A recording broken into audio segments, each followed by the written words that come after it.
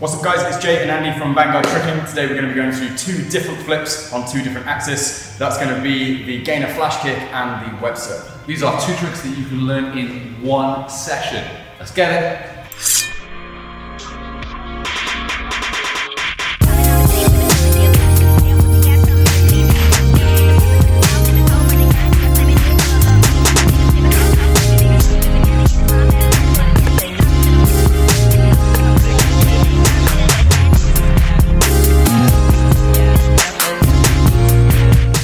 Gainer flash is a really commonly used tricking technique and it opens the doorway to a lot of other swing through techniques. Today we're going to be learning it from the hop step. First of all, hop step looks like this.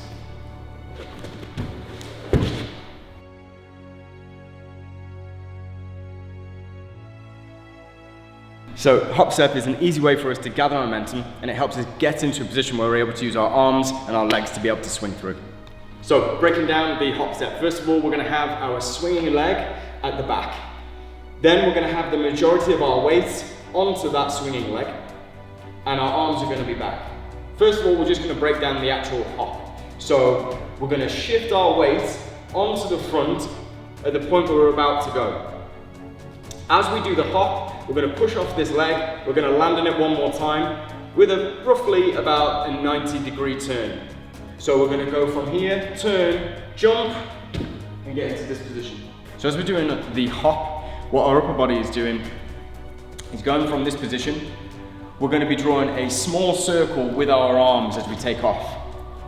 As we do that, we get into this position where our arms and our legs are starting to drive through, and that's what we call our eagle when we're here. Hitting the eagle position before we swing through is really, really important, and it does take a bit of coordination to be able to do the hop and the thing with the arms at the same time. So practice that quite a lot first of all. Drill number two, once we can do the setup and we can comfortably get into that position, then we need to start adding the jump and getting used to the swing of the leg. So it should look a little bit like this. Once we can comfortably do the setup and you can start adding the jump, start seeing how high you can go, getting used to the lift with your arms and your legs at the same time. Drill three is where we get used to swinging the leg and looking over the shoulder. So this next stage gives us the feel for the move really, really quickly. It's a really easy way of getting used to being in the air with that leg and getting used to the landing. So what we're going to do is pretty much get into a fighting stance. Left leg forwards, swinging leg at the back, and we're going to be looking over the left shoulder.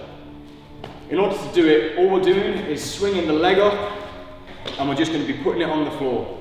Now you can start doing this at a horizontal level and you can take it up a little bit higher. But the main thing that we're doing is spotting that floor the entire time, giving the arms a little bit of a lift and then just looking over. Easy peasy.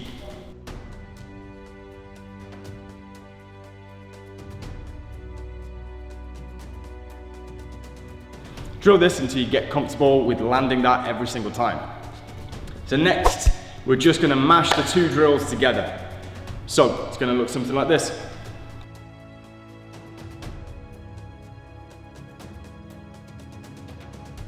As I said, this is a really easy way to get used to the feeling of the gainer, and it almost looks like it a little bit, but we're just really making sure that we're looking over the shoulder. We're not worrying about going over the top, going backwards just yet.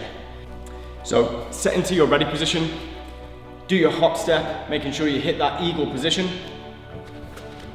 Once we're there, the main thing, and the reason why this is so helpful, is that we're looking at the floor the entire time, so it shouldn't be too scary. Get used to swinging that leg about 45 degrees and get comfortable with landing on it. Once you can do it every single time and you start going a little bit higher, start riding that leg a little bit more, we can start to transform it into the gainer flash. Okay, final drill. Changing all of that into the actual gainer flash. So we're pretty much there, we should have the flip. The main things that we're going to be changing is we're not going to be looking over the shoulder anymore. We're going to be going straight back. So you need to get comfortable with the previous drills and build up to this. When you are ready, we're going to be now, instead of, as I said, looking over the shoulder, we're going to be watching the spot in front of us. You can either be looking at the ground or you can look slightly in front of you as you're about to swing through. So at the point where we're about to swing through, we've done our hop, And now we should be thinking about where we're spotting. As I said, you can either look at the floor about 45 degrees in front of you, up straight ahead, whatever works best for you. Have a practice and see which you prefer. At the point where we're about to swing through, we're going to be lifting up our arms and keeping our body upright until our arms come almost above our head. At that point, we're going to be starting to arch our back. Now the thing that creates the arch in your back is going to be leading with the chin. So we're going to be putting our chin straight up in the air, looking back at where we were just focusing on before to create the arch in our back. So our 3 limbs that we're using during the takeoff, both arms doing the eagle, and our leg, our swinging leg, have to be working in sync. They have to be kicking as hard as we can, lifting as hard as we can with our arms, almost like a bicep curl. And our chin, as soon as we get into this sort of dish position, our chin has to be leaning back as much as possible to create that arch in your back for an aesthetically pleasing gainer flash kick. The muscle memory for all the other previous drills will set the foundation for how your gainer flash kick feels. So make sure on everything that we've practiced before, on the horizontal version of the move where we're just doing it from a stance, on our takeoff, you're really good at the coordination of it, and you can consistently land it every single time. So once we're in the air and we're taking off and we've done all of our setup, the main thing as well is about holding the shape in the gainer flash, committing to the shape the whole way through and driving the foot to the floor.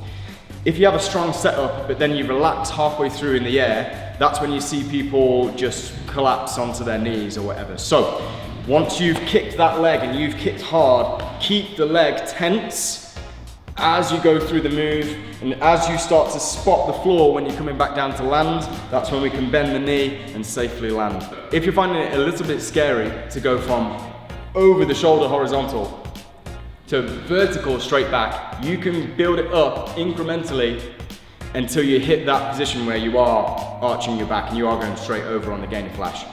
Use your eyes to look 45 degrees and then slowly build it up until you're at the level that you want to be, and that should be your gainer flash. Now today we practiced and learnt the gainer flash from the hop step, but there are a ton of setups. Scoot, master scoot, touchdown raise, anything where we land on this one leg. So you can start to build it into your other tricks that you may have. Swing through from another one, say butterfly twist, and again, you can do it in stages where we start to do it horizontal and gradually get used to the feeling of swinging through. One really good drill that I used a lot to get used to it was doing rows of scoop gainer. Turn around, scoop gainer. So I get used to the feeling of constantly going backwards without putting too much thought into it.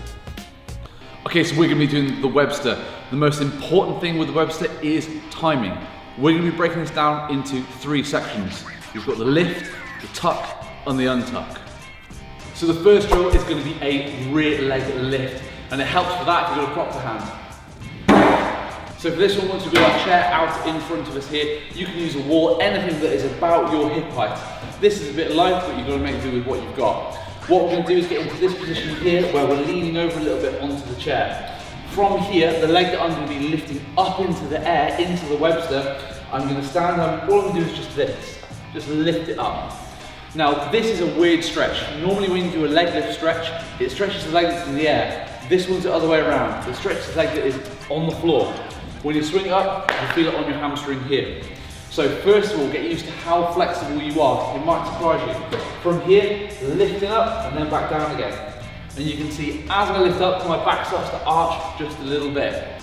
So once we know how high we can lift the leg, we can move on to the next part. From here, I'm going to lean over again onto the chair, and I'm going to put my takeoff leg slightly in front of the leg I was swinging.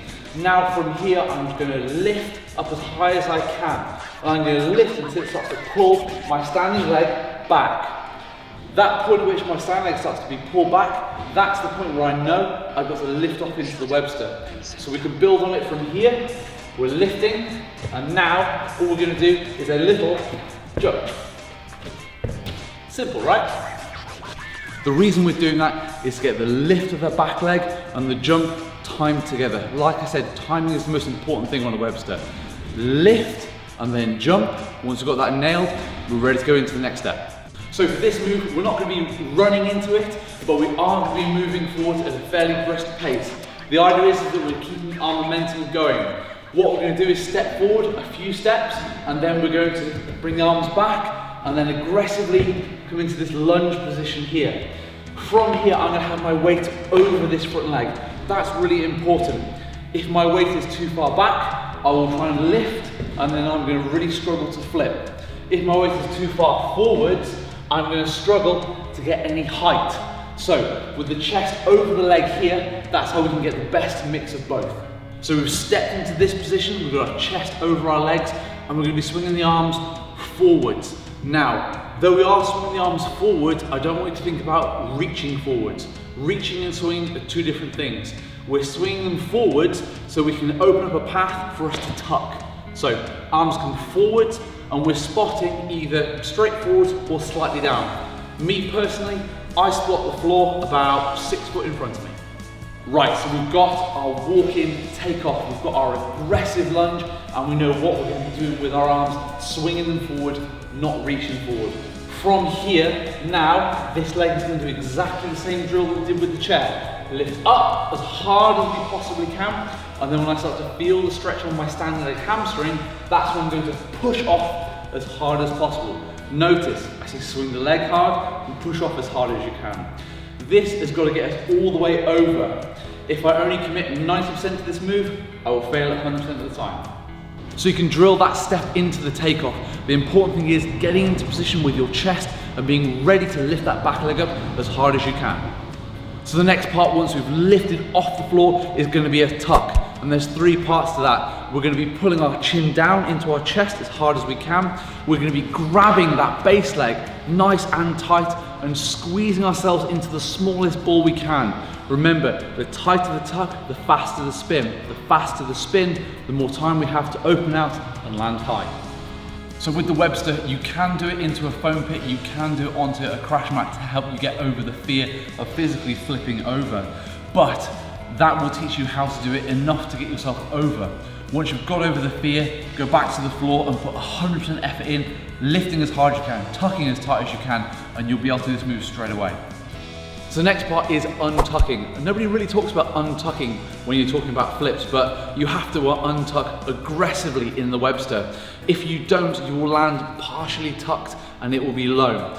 We've lifted as hard as we can, we've tucked into that tight ball. Now we're going to open our legs out and we're going to reach for the floor.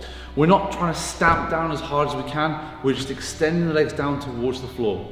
You can do it where you land on 2 feet and put them both in at the same time, or you can do one and then the other. So I said at the start, timing is the most important thing on a Webster. And we've got to work out the timing for when we're going to be tense and when we're going to be relaxed. We start off relaxed when we're going into our takeoff. And then we lift and start to tense, and then we tuck. That's the peak of our tension throughout the move. Then as we come over, we start to open up for the landing, and then as we land, we are fully relaxed. So whenever you're going through the Webster, think nice and relaxed, and then tense, tense, tense, tense, tense, and then relaxing again. We hit a peak at the top of the jump, where we're tucked as tight as we can, then we start to relax as we open out again. So once you can land the Webster, every single time you can start to experiment with, for example, where you look and where you swing the arms to. Some people prefer to swing the arms really high, some people swing them low. The important thing is that you're using them to generate some space for your upper body so you can get into that flip position. We're going from a long position to a short position, and that's what gets our flip. Don't forget that bit about the arms. With the Webster, once you've got it nice and flowy, you can put a lot less effort into it, and just at that peak, that's when we're tensing hard, and then we can come out like it's a walk in the park. Once you've got the Webster from that setup and you can land it every single time and you're comfortable with it, you can start playing around with doing losers where you step back into the move, or you can do axe Websters, which are probably the single coolest trick you can do to impress your friends. You can also experiment with doing a Webster axe where we come over with the leg upright. The whole point is you're getting more comfortable with the air awareness. So nail this move first, get it down every single time, and then have a play around with it. It is a whole lot of fun. And that is Webster. So there you go, the Webster and the Gainer Flash, 2 tricks that you can learn easily in one session. Don't forget to like, comment and subscribe on the video to stay tuned for future updates, and tag us in your Gainer Flash and your Websters over at Instagram at Vanguard Trucking, and we shall see you guys next time. Peace.